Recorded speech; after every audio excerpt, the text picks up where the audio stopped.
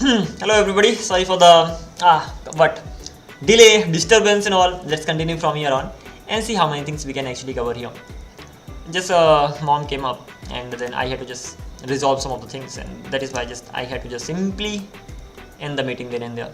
Kind of this life, not even the meeting.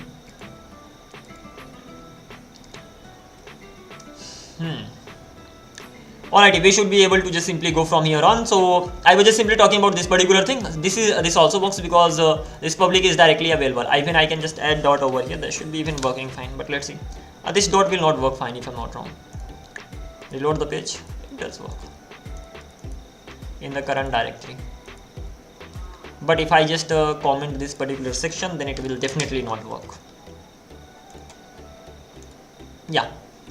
So this particular middleware needs to be here in order to make the public directory static, and once that is actually static, then I will be able to use this particular format over here, and that's pretty much done. Then I have these two things over here, create room and destroy room.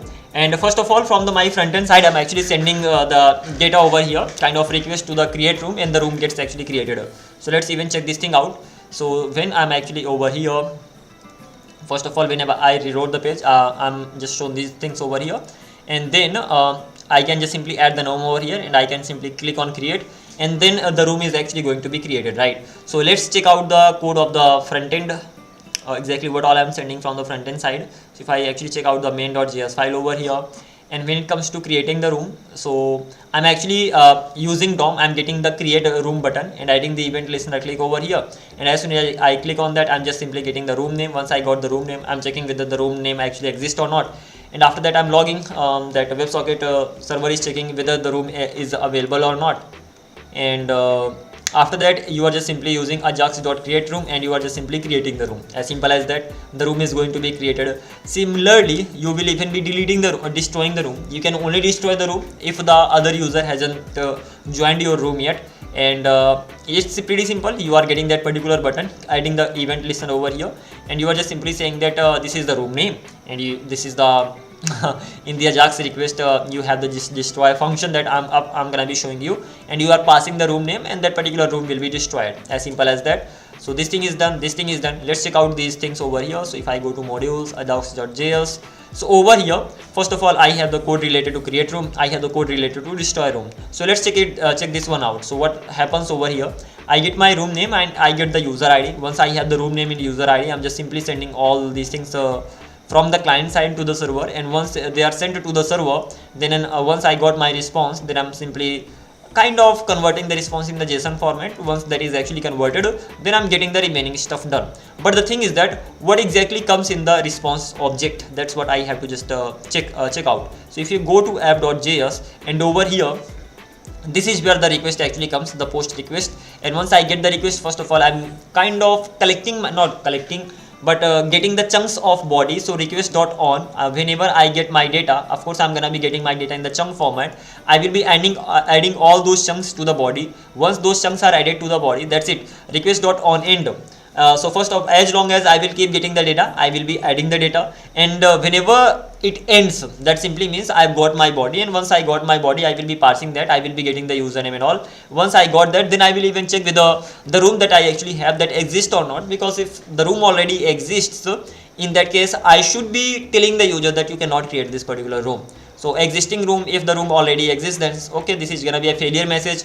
Again, data is gonna be that's gonna be type is gonna be failure response, message is gonna be this, the room is already exist, and you can just simply return this particular response from here. This particular response will go to the front end side over here. So over here you will be getting the response. Ultimately you will be getting the type can actually be success, this create a response failure, or it can be response success. And in the remaining case, if the room does not exist, you will be just creating the room. You get the user ID, so you will be saving the user ID as well in the peer one in the section, and that's it. The section is gonna be done. You are just sending the success message. You can even add the data kind of message over here, and that's it. You will be returning it. Quite easy peasy, nothing difficult here to understand. And once you get the data over here, you are just simply checking the type, whether that is the success type or failure type. So if the type is the success, then you will be doing something. If the type is the failure, you will be doing something. And that is it. If you get any error, you will be doing something. So CLG, any error occurred and all, and some sort of error you got it up. So this will be in the cat section. That should be easy to understand. The most important thing is over here. If that is a success message, then what do you have to show? So if that is a success message, then first of all you are logging all these things to the UI. UI, as simple as that, in the custom logger. So all these things are gonna be logged. Lastly, you will be setting the state that this is the new room that I have created. This should be set in the room state. Having said that, when it comes to the state, so inside the state you have a room name, you have peer 1, you have user, other user, WebSocket connection and all, many things. So let me even show you that exactly how many things you have inside the state. So inside my state, I have the user ID, that means the user ID of the current user who actually created who is on this particular page. Then user socket connection, that's gonna be null, room name and the other user ID. These things are gonna be there in the state, and you are just simply setting the state. Once the state is actually set, the most important thing is here that once you actually set the state, you will be redirecting the user, kind of you will be changing the UI, tweaking the AI, and you will be just simply showing the joined kind of chat section. Let me even show you that. You will be showing the WebRTC interface. So let me show you that. So if you come here, so landing page container, by default you will have landing page container. You will actually be just removing that, and then you will be adding the hiding the exist button class list. Add hide, just a sec. Creator to proceed to creator will be proceeding to room, that's fine. And yeah, whenever this should not be the one, this should actually be the one. Look, there are gonna be two buttons. There is gonna two buttons. There's gonna be destroy button, there's gonna be exit button. Destroy button will be shown when you have created the room but the other user hasn't joined the room yet. Exit button will be shown when the other user actually joins the room. So if two users are in the room, you should be exiting the room, and if no user is in the room except you, at that time you should be destroying the room. So if there's no user, I will be destroying the room, and because right now the room just got created, and that is why I'm hiding the exit button. Why am I hiding it? Because I'm the only one who's gonna be in the room. That simply means exit button should be hidden, and then room interface should be just like shown. So it will just simply show the room interface. Not only that, I'm even changing the content inside that you are in room and all. Ultimately this is completely optional, but yeah, you can do it like this. The most important thing is that I'm just simply removing the landing page container, I'm hiding it, I'm making it display none, and lastly I'm actually rendering the interface, room interface, and that's it. It is gonna be done like this, and this is how things are gonna be going on. So ultimately I hope by now it's clear. The request comes here, the response goes from here, and inside main.js over here you are just simply creating the room. Create rooms calls this Ajax function that I actually created inside this Ajax file, ajax.js, and once it is created, it is making a request to the backend. When the request goes to the backend, you get the response. Once you get the response, you get the remaining thing done. Remaining thing done in the sense, if it actually succeeds, if that's equals to response success, then you will be just simply creator to proceed button. Ultimately you will be rendering the kind of room interface. Otherwise you will not be rendering the room interface, you will be just simply logging some things over here, and that's it. This is how things are actually gonna be going on. So this is one of the first steps that actually got done. Second thing is that of course you can join the room, but even before joining the room, let's talk about how you can destroy the room. So when it comes to destroying the rooms, over here you have this destroy room route. Not only that, first of all, from the front end side you will be making a request. When you are making a request, you are just simply sending the room name, that's it. And when you are sending the room name, so inside Ajax you have this function that you have created. You are getting the room name over here, and again that's gonna be fetch request post with the post method, and that's it. So destroy room, you are sending it, you are sending the name. Again there are gonna be two options, either that's gonna be response success or that's gonna be response failure. Let's see what's gonna happen. Okay, so if that is a success, in that case I will be logging it, and I will be just simply UI utils and exit room. Exit room in the sense I have destroyed the room. Destroyed the room in the sense now I should be out of the room, right? And that is why this is the thing over here. If that fails, then okay, just log the value and that's it. Nothing else. Let's talk about this one as well, mainly exit room. Exit room in the sense you have to hide the room interface, and you have to show the like custom landing page container. So input room name element is gonna be null, that's okay. Clear the input field, that's fine. Room interface class list hide, you are just simply hiding the room interface, and you are just showing the landing page container and state reset. You are just simply resetting the state in the sense because you have destroyed the room and the room name is actually set in the state, that should be set to null, as simple as that. So this thing is actually got done too. So we have covered two things over here. We have covered this creator to proceed button, we have covered the exit button, and so far it's been going quite well. Okay, so we have got these two things done. Not only that, especially when it comes to this, so we have gone through these two things, right? Create button and destroy button. Let's go ahead. I'm gonna be going with only one file and then connecting all the dots together, because I cannot go through everything just in one go. So I have just the reference of this app.js. All the functions, all the code related to this particular, suppose I went through this create room and whatever got connected on the front end side as well as on the back end side, just discussed everything. Similarly, I've gone through everything related to destroy room. Similarly, we will just keep going ahead. Then if you actually have a look over here, we actually created the HTTP server. So HTTP create a server, and I'm just giving it the Express server, Express app that I actually got. So from the Express, I actually got the Express app. I'm giving that Express apps to the HTTP server. So now my HTTP server actually has the Express app. That simply means I can use the Express related methods, like all the methods app.get, app.post, all these things, and HTTP server will be using Express in the background and will be getting the things done. Okay, by the way, the same server that I have over here, I'm giving that server to this WebSocket server. Over here, when it comes to giving the server to the WebSocket server, that simply means that your server is actually running on what? Your server is running on 8080 port right now on localhost. Same, if you give it the server directly, your WebSocket server will also run on 8080 port and on localhost. So ultimately, you created a server, that server is running locally. Now you are giving the same server to the WebSocket server. WebSocket server will make sure it does not run on different port, rather it will be running on the same port. So on the same port, you will have your HTTP server running, you will have your WebSocket server running, and that's it, your job is done. Having said that, if you actually want to give it a specific server, so you can actually give it the port, and port gonna be 8000 and all.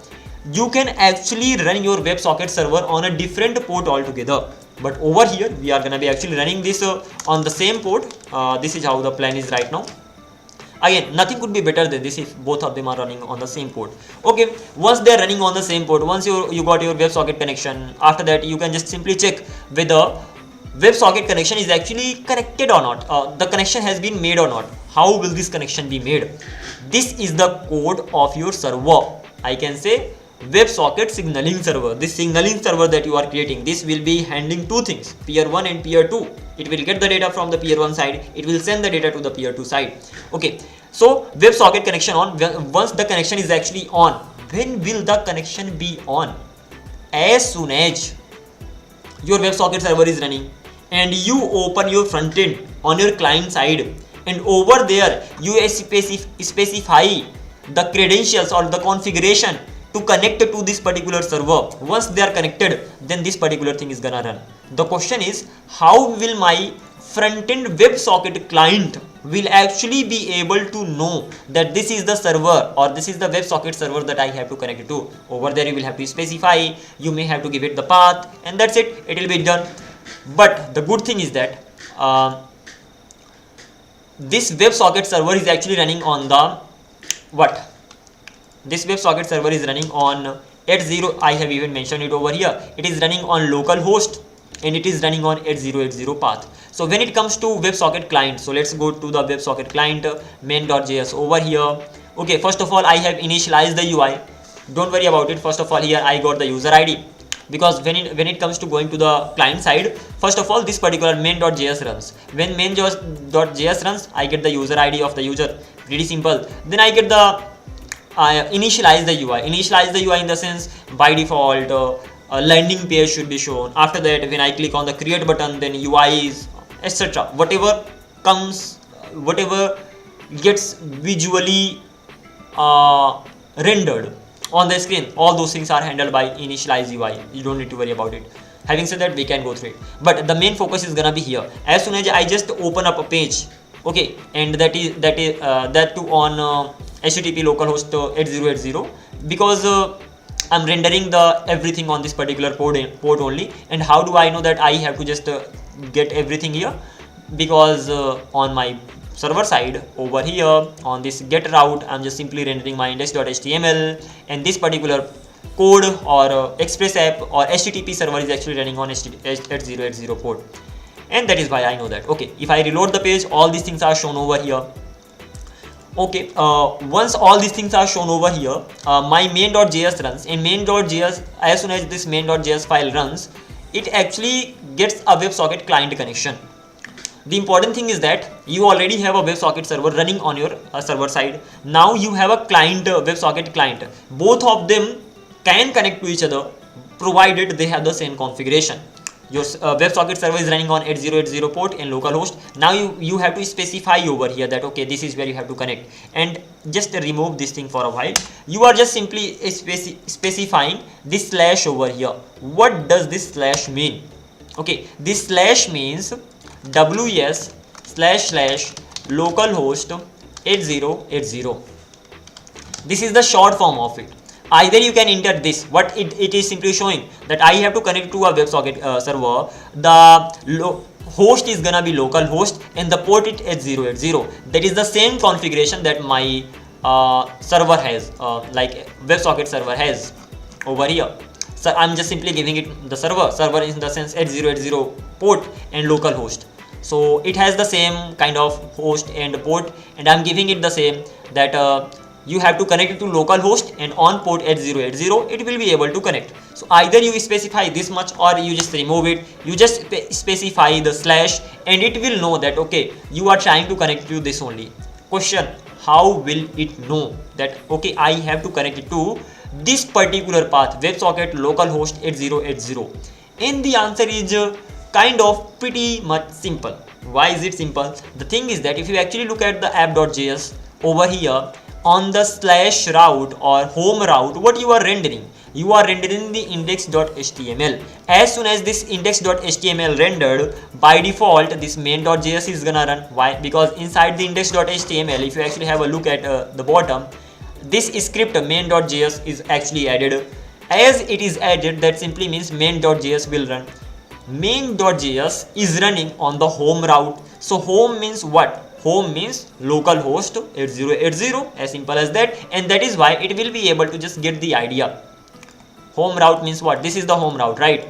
And home route is simply telling me that home route is localhost 8080. Home route says ws, it is telling me the ws route, but home route means localhost 8080. That is why as soon as and one more thing, not only that, you can specify localhost 8080 slash, it has the same meaning. So either you say localhost colon 8080 or localhost colon 8080 slash, both of them have the same meaning. Similarly, as soon as I mentioned slash over here, it automatically got that the URL, the path of the current page. So the current page that I am on, where am I on right now? I am on this particular localhost 8080. So it will get the path from there and it will automatically add ws / localhost 8080 over here, and it will complete this particular URL. So you don't need to mention it here explicitly, you can just simply have slash over here. The question is how this slash gets converted into this whole right path.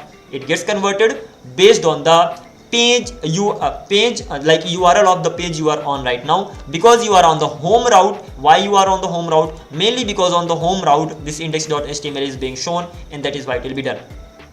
Can it mean that you cannot specify the other path? You can specify. Even you can say that over here when creating the server, right now your server is running on 8080 port and on localhost, right? You can even make sure that your server can run on what? Over here. Where is that? Yeah. Okay, here. Not here. Over here. So in on my server side, I'm actually giving my WebSocket server a server. That's it. Server in the sense host should be localhost, port should be 8080. On this particular local host and port number it will be running. I can even specify my path over here. I hope I will be able to do that. So I can even specify the path. And what is the path? Path is gonna be suppose ws. Ws is gonna be the path. So now host is localhost, port is 8080. Now path is ws. So you will have to make sure that you are on WES path in order to connect it to the WebSocket server. Otherwise, you will not be able to connect. So right now, if I actually go to my front end side, reload the page, everything is the same. But if I try to check this thing out here, what you are getting? WebSocket connection WS localhost 8080 user ID failed. Why it failed? Because your WebSocket server is not running on WS / localhost 8080. Rather, it is running at what? It is running at let me even show that. What you are trying to do from the main.js file, you are trying to connect it to slash. Slash means the URL of the current page. What is the URL of the current page? The URL of the current page is this localhost 8080. So over here, what is happening? The URL of the current page is this. By the way, just remove this keep it WS over here because you are trying to make a WS connection. So WS localhost 8080. This is the, again there should be HTTP, but we are trying to make a WebSocket connection. That is why I'm replacing it with WS. Okay, WS stands for WebSocket. So this is kind of the path of the current page, right? And here I'm trying to connect it to this particular WebSocket connection, right? A WebSocket server, but my WebSocket server is not running on this particular configuration.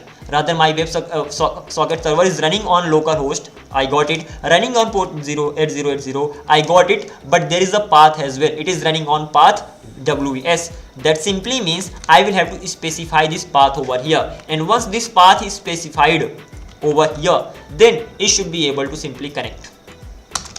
I have specified the path over here. That means it will be able to connect. So let's check this thing out.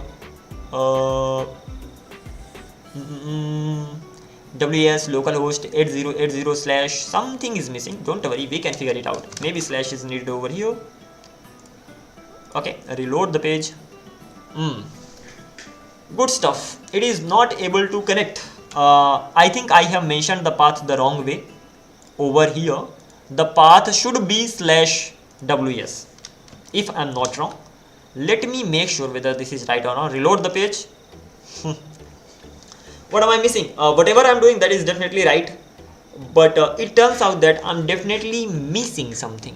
WS localhost 8080.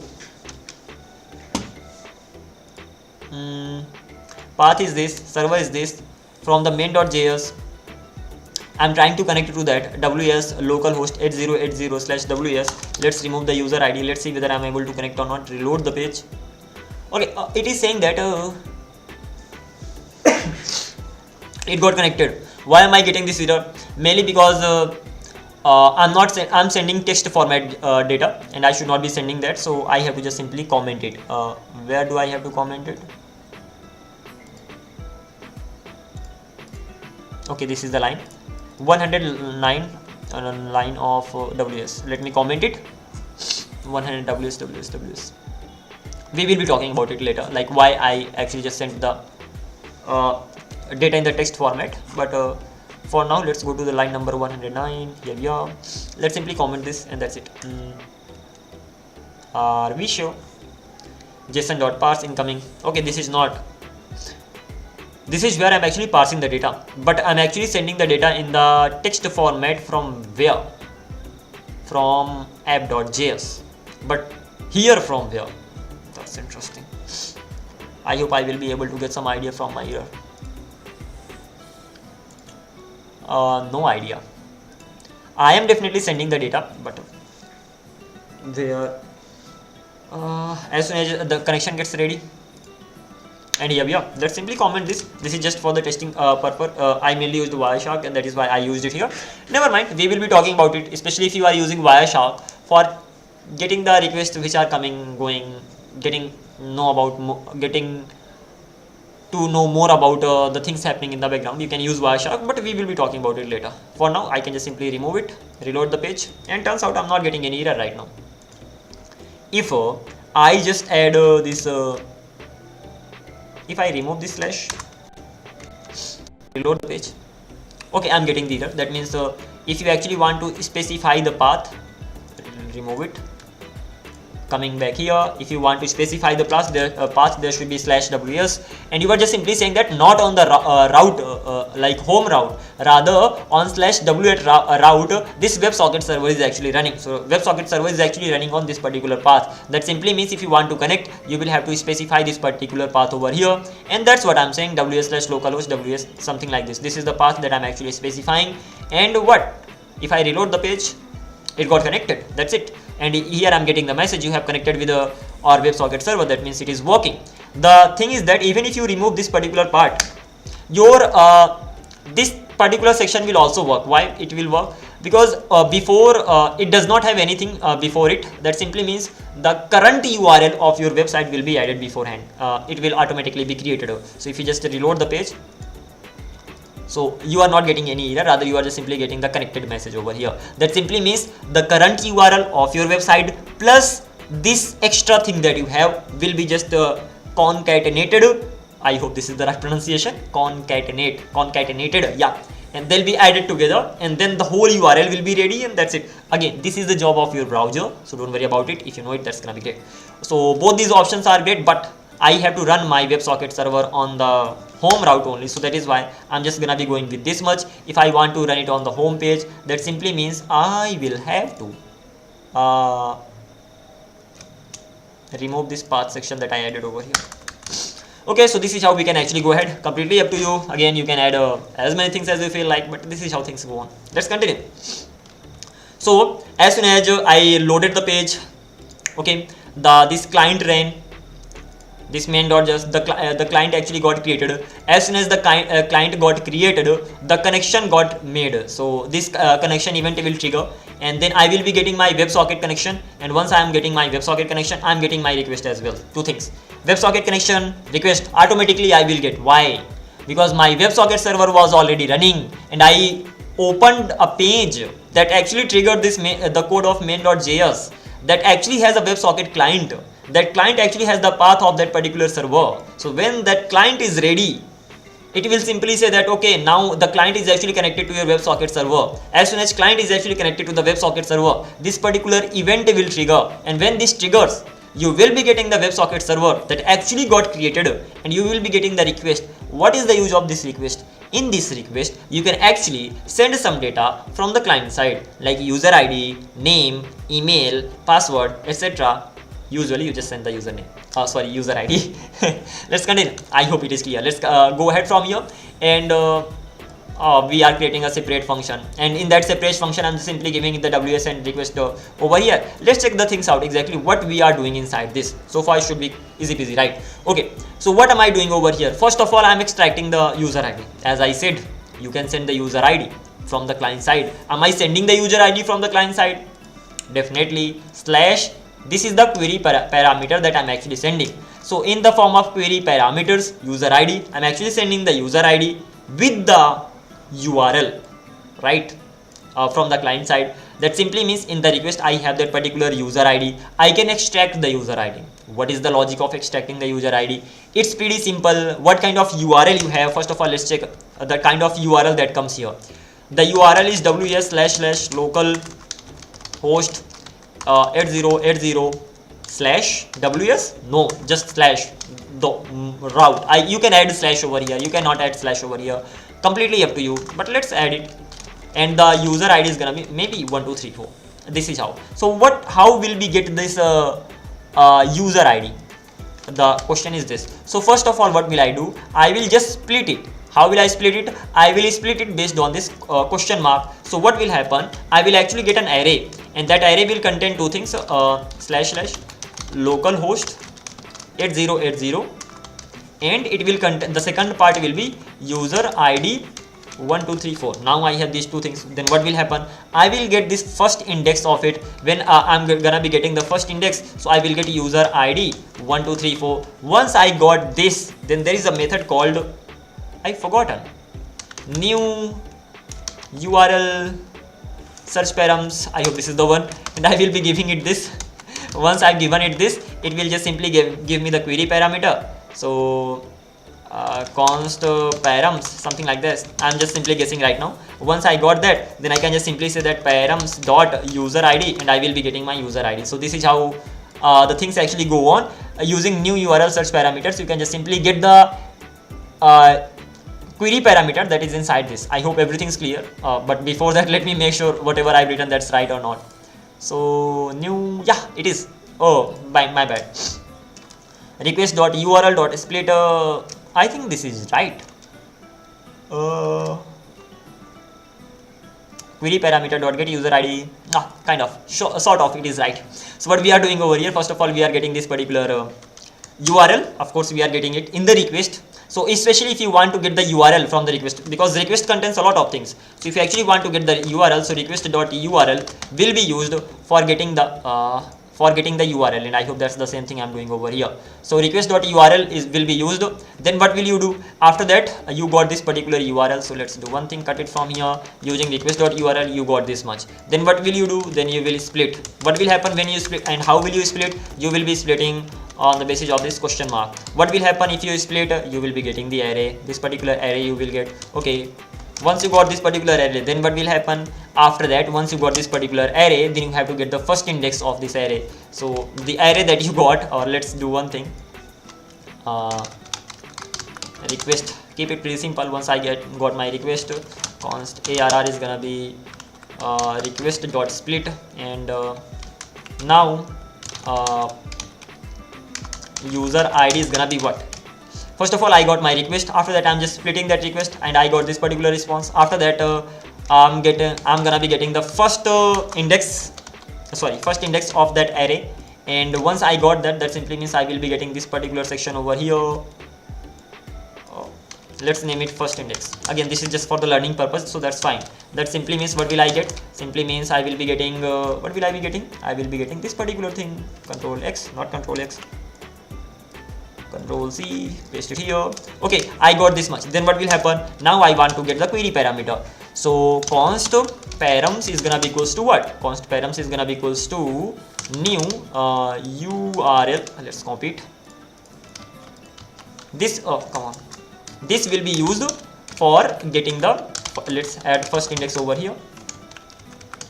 For getting the URL from the first index. So it will be what is the first index? This is the first index. So it will be getting the params from here. Once you got the params from here, then you can just simply get the params. So I can say const user ID is gonna be params dot get. What do I wanna get? User ID. And this is how I will be getting the user ID. A lot, right? Don't worry. Okay. So though this is how it can be done, but you don't really need to worry about it. Rather, I can just simply get rid of it all, and I'm just simply giving it the request. This is the function that I have created, extract user ID. If I go here, what I'm doing, first of all, new URL. Okay, what am I getting? I'm getting the request. From the request, I'm getting the URL. Then I'm splitting based on this question mark, and I'm getting the first index. The shorter way of writing the same thing. Simple. Okay, once you got that the first index, you are just simply giving the first index to this. You got query parameters. Query parameters dot get user ID. You will be getting that user ID. You are converting it to a number, and you are just simply returning from here. Easy peasy. Okay, should be easy. I hope so. So ultimately, you got your user ID over here. You are logging that you got your user ID and all. Just simply telling that user connected and all. And then you are just adding. Remember what you got. You had a WebSocket server. You had a client, WebSocket client. Both got connected. You got user ID in the request. You got WebSocket connection. So you have the user ID right now. You have the WebSocket connection right now. That simply means in the connections array, you can save all these things. So add connection. This particular function will be adding both these where? It will be adding both these to this particular connections array. What it contains? It contains an object. It may contain many objects that will contain the WebSocket connection and the user ID. Turns out we have both. So we can just simply add it here. What will be the best use of it? The best use will be if whenever I will have my user ID, I will be able to find the WebSocket connection of that particular user.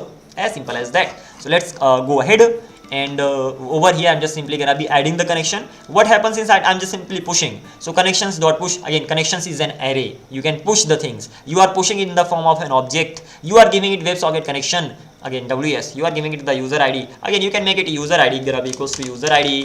But if two things are getting repeated, especially in an object, you can just have one thing, and that will just handle the remaining stuff on its own. This is also right. And if you just remove it, and if you just simply keep it this much, this is also right. because the names are same, so it understands it and just gets everything done on its own, so you don't really need to worry about it. And that's it. And then you are just simply returning the log. Completely up to you, want to return, don't want to return, who can stop you. Okay, so this is it. So this much that we have done. Now we have three special functions or events over here: message event, close event, error event. When will this message event trigger? Whenever you are sending some data from the client side, at that time this message event will be triggered. Close, whenever you accidentally close your web browser, or you accidentally reload your, what accidentally, knowingly you reload your web browser, at that time the WebSocket connection gets closed. Why? Because your client and your WebSocket server, both of them were connected using some configurations. Once you reloaded, that configuration is gone from the client side, and once that configuration is gone, that means your WebSocket server is alone. And now WebSocket server is sad. So once the WebSocket server is sad, it will close itself. As simple as that. I hope it does make sense. Okay, and once it gets closed, you are firing some functions and all. That's okay, completely up to you. And error, when will you get the error? Who knows, if something goes wrong while getting the WebSocket server as well as the client connected, at the time you may be getting some sort of error, right? We will be even logging that. So I am just simply saying some WebSocket error has occurred and all. And these are two special things. You will be, this message event will be triggered when you are actually getting the data, sending the data from the client side. So you can just simply handle the data. Okay, having said that, if you send the data, this message will be triggered. You will be getting the data here automatically. It will, all the things will be processed by the WebSocket itself, so you don't need to worry about it. And if it closes, then you can just simply, you already have the user ID, you can log the value that this user has been disconnected, something like that. Let's see what we are doing inside this handle disconnection. So inside handle this, never mind. I thought I will be just simply logging the value that this user got disconnected, but there's a lot. Why is there a lot? Let's check this thing out. Find the index of the connection associated with the user. First of all, before even logging, there's gonna be a lot. It's not like I cannot explain, but it's like there's too much. Okay, but let's keep this thing in mind. As soon as the user got disconnected, what will you be doing? As soon as user got disconnected, you will be removing that particular connection. First of all, you will be checking whether the user that actually got disconnected, whether that user does exist or not. Does exist? It still exists or not, because disconnected means gone, right? So that user still exists or not. That user will still exist. Look, even if you reloaded the page, even if you close the browser, you still have your connection saved, right? So what I'm talking about, even if you close the browser, but in the server side you already have the information about that particular user. So what is your job right now? You may even have the room created, so you will be removing the data from the connections, you will be removing the data from the rooms when the user actually gets disconnected. And that's what we are doing over here. Having said that, we will be digging deeper into it. So handle disconnection, we will be talking about it tomorrow.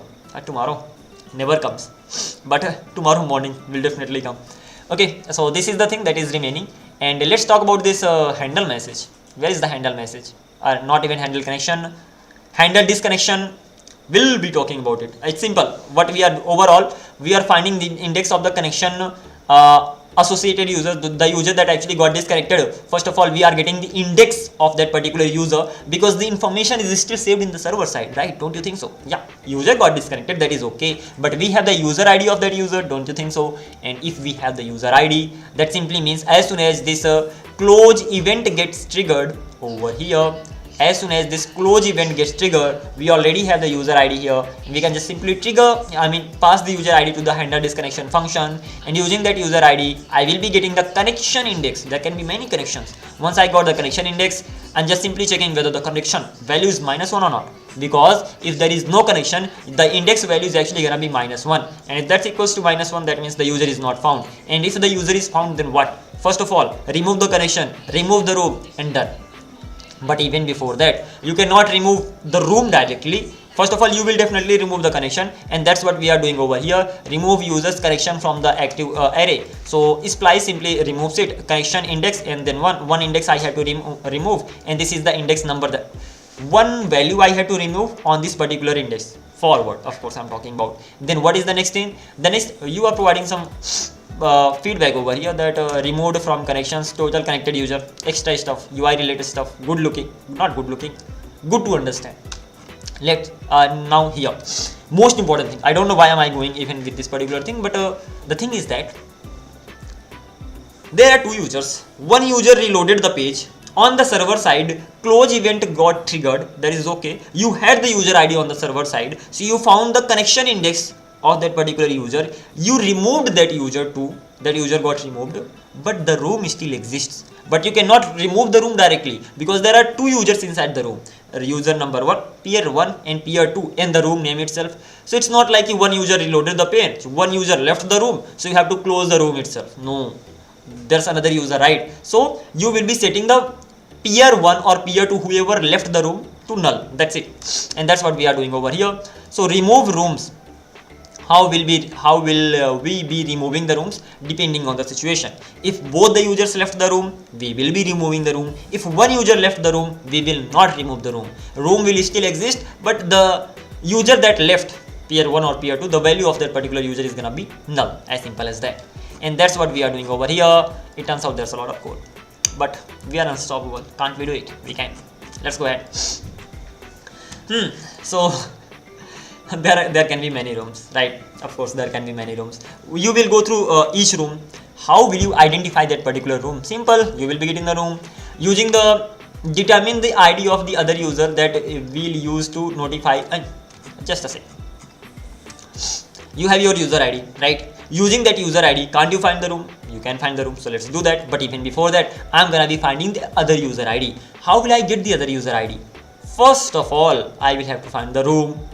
So if room.peer1 is equals to user ID, so the user ID I have, if the user ID that I have, the user ID that says the user ID of the user that actually left the room when this disconnection function got triggered, it actually got triggered when the user left the room. So the user left the room, I have the user ID of that particular user here. So using the user ID, if the user ID equals to peer1, that simply means peer 1 left. If the user ID is not equals to peer 1, that simply means peer 2 left. And that's what I'm doing over here. So if room.peer1 is one more thing, are you sure that the room does exist? What guarantees it? You are trying to remove the room, that's fine, but if the room does not exist, then what will you do? That's obvious question, right? And let me make sure how is this getting confirmed. Suppose there is no room. Okay, user connected, both were just a sec. A user joined the room, a user reloaded the page, a user got the WebSocket connection ready, a user left directly, never joined any room. That particular user never joined any room. The connection did exist, but never joined any room.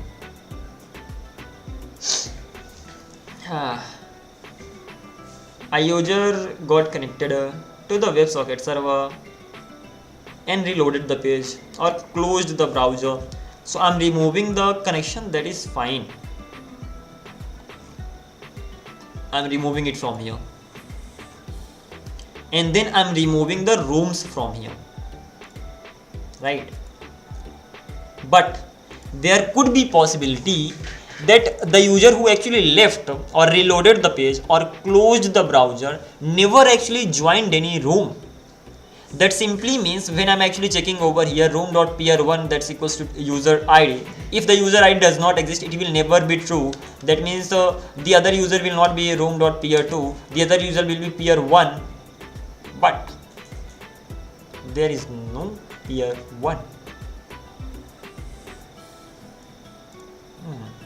Okay, suppose the other user is peer1.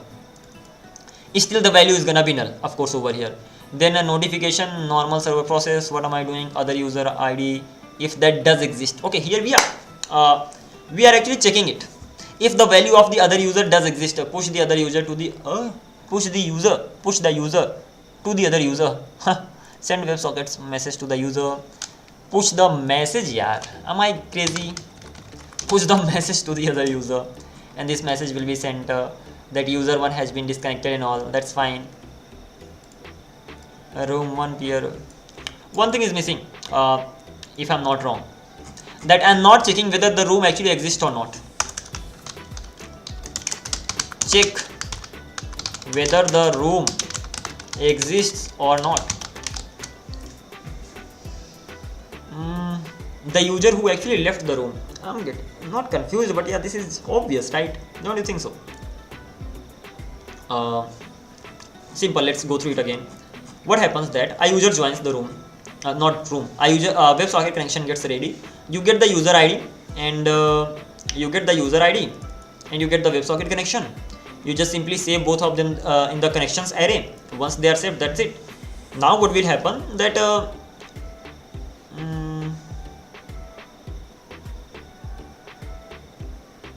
yeah, so you close the browser for some reason, so handle disconnection. This function will be fired, and you are getting the connection ID, and this section you got, then this, but there is no room, and if there is no room, this will still run, and that's gonna be crazy.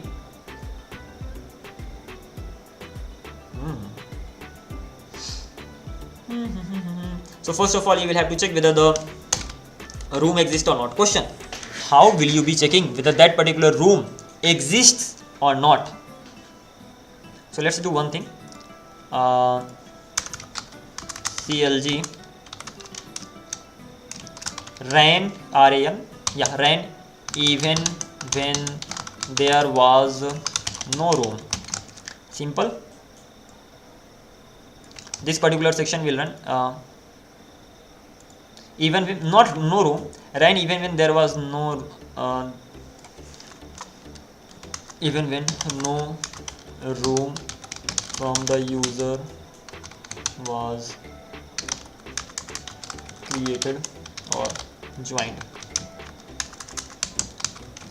So this particular log will run, and because by default the value of room is gonna be one more thing. Let me add some things just for the learning purpose over here inside this room section. I'm gonna be adding this. Come on. I'm gonna be creating a room explicitly. Room name 1. Peer 1 is gonna be null. Peer 2 is gonna be. Now this is something that I'm creating explicitly. That means it will still run, but the user will not. No user exists. Peer 1 and peer 2, both of them, they do not exist. But there can be many rooms. There can be many users creating many rooms. That is obvious.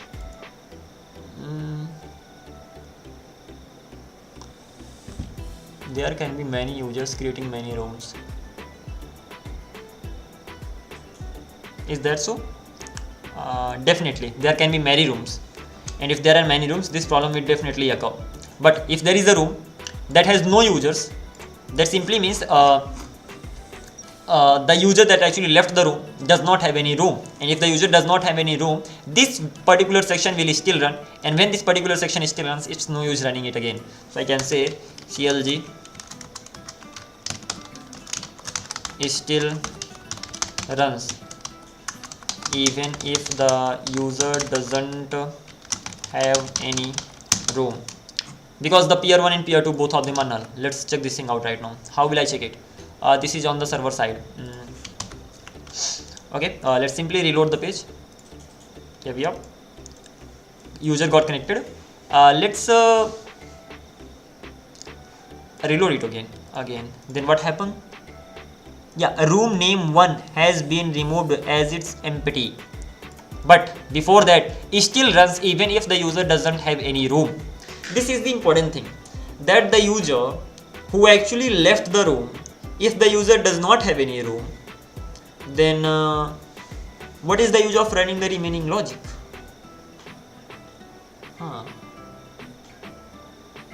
That is the thing. But at the end, what is happening? That particular room is actually being removed as well. So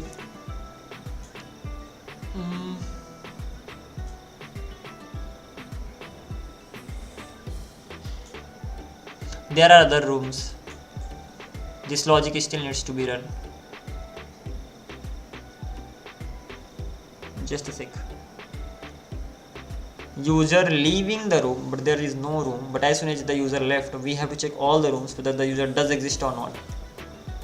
And when we are checking all the rooms, if the user exists, that's fine. If the user does not exist, then we are getting the same. The logic is overall right. It's not like the logic is wrong, because if there is no user in the room, we are actually just simply removing the room at the end of the day. So we are just simply checking here at last that if the room 1 is null, room 2 is null, we are actually just simply removing the room. We are just simply cleaning up the array. That's fine. The thing that we can actually check over here, that is this, that we are notifying the other user, but only when the room exists. So this is just gonna be optional over here. If you wanna have it, you can have it. If you don't wanna have it, you may not have it. And that thing that we wanna check is whether the user ID that I have, that's equals to user ID, and otherwise room.pr, but there is no room as such. And if there is no room, there's gonna be no user ID. And if there is there's definitely gonna be some kind of user ID. One more thing, suppose I have a room, okay, and room.pr1 was never equals to this. So let's even give it some user ID. I wanna check one more thing. Suffering from a snitch, come on, yeah. pr1 is okay, right? Let's give it 1 2 3 4, just like this. And let's check the ID of the user too. Will I actually get that or not? So over here, clg use other user ID, just like this. Let's simply reload the page just one more time,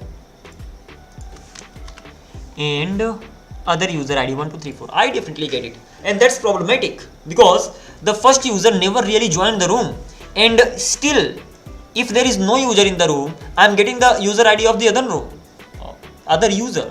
That's crazy, right?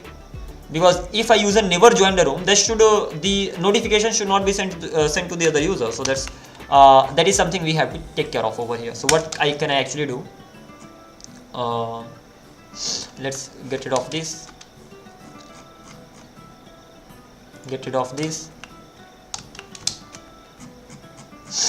And here we are. Let's check this thing out. So what am I gonna be checking here? Check whether the room exists or not. Not like this. Check whether the user is part of any room or not. If the user is not really part of any room, then we don't really need to worry about it. How can we check it? Interesting stuff. So const user is the user part of room, just like this. How will I be checking it? If I want to check it, then the user ID can actually be equals to peer 1 or peer 2. If it actually equals to that,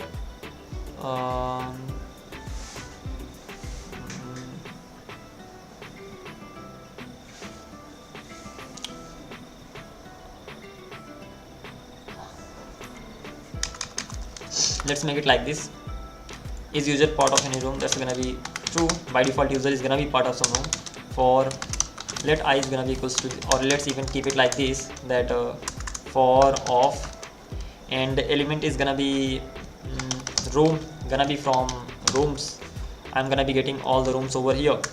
Then room dot if room dot peer 1 triple equals to user ID or room dot peer 2 triple equals to user ID. In both the cases, if that's equal, like user ID is either equals to peer 1 or user ID is either equals to peer 2, in that case I will just make let is user ID user part of room is gonna be let's make it false by default, and it will be true over here. Otherwise it will never be true. And if not is a user part of the room, in that case I will be just simply returning from here. Or I can say return CLG user is not part of any room. As simple as that. This should never run if the user is not part of any room. Fine, let's try this thing out. Reload the page, user connected, reload it. Let's keep it here. Yeah, that's fine. That should be.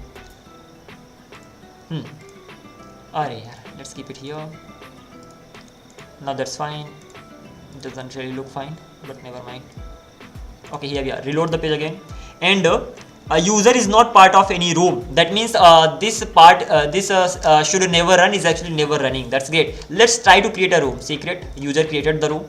Now if I reload the page, 1 2 3 4 not found. Forget about this. Room has been removed as it's empty. This should never run if the user is not part of any room, but the user was the part of a room, and that is why this particular section ran. Wow, it worked.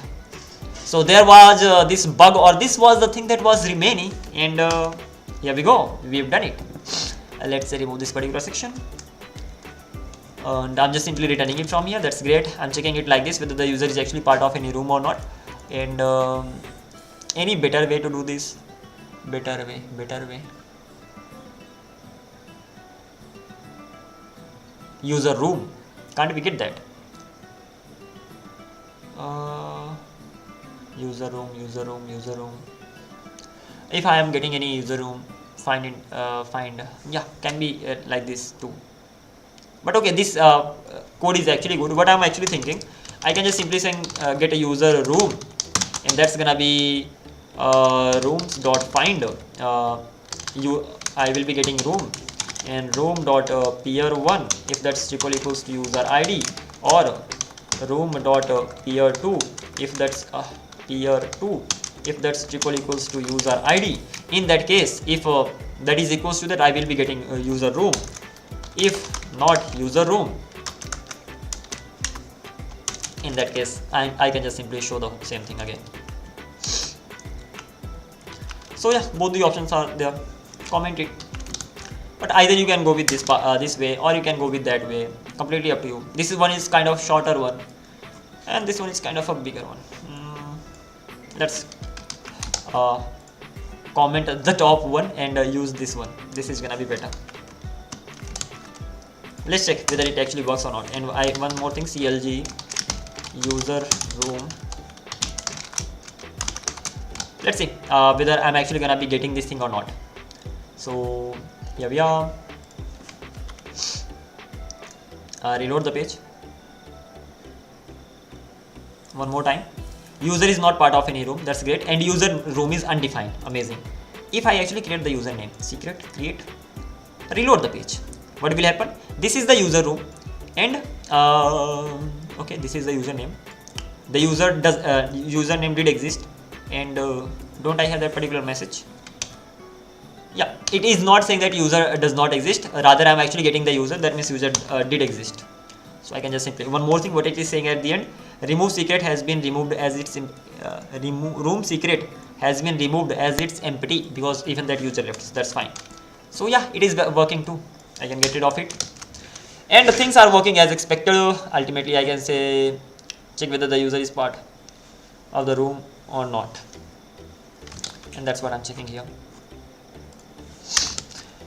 And then I'm gonna be getting, if the user is actually part of some room, then I'm getting the other user. Other user can easily be get that a room.peer1 if that's equals to user ID. That simply means the other user. That means peer2. I mean peer2 is the other user. Otherwise peer1 is the other user. Once I got the other user ID, then if once I got the other user ID, and then I'm creating the notification message, because I have to send the notification to the other user that okay, user 1, that means peer1 actually left the room. So constant labels, normal process, data type, constants. Again, disconnection, I'm disconnecting the room, I'm notifying the other user, and I'm just simply mentioning this particular user left the room. Using the other user ID, I'm gonna be sending the WebSocket messages and all. How will I get the WebSocket of the other user? The thing is simple. In your connections, in your connections array, you have the user ID and the WebSocket connection of all the users. That simply means using this user ID, you can find that particular WebSocket connection of that particular user and you can send the message. That's it.